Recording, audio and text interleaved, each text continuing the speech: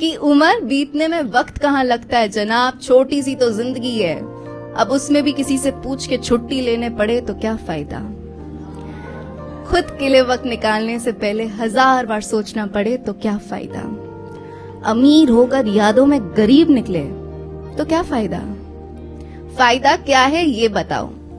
किसी और से अगर हम कंट्रोल होने लगे तो ऐसी जिंदगी का मकसद बताओ। खुल के जो हंसा नहीं सके उन दोस्तों का क्या फायदा। प्यार में जो हद पार कर नहीं सके उस इश्क का क्या फायदा। उस दौलत का क्या फायदा जो अपनों के कभी काम ही नहीं आ पाया। उन सपनों का क्या फायदा जो हमें जगा नहीं सका। जिस छत के नीचे सुकून ना मिले उस घर का क्या फायदा। जिनके कंधों पे हम रो ना सके उन रिश्तों का क्या फायदा।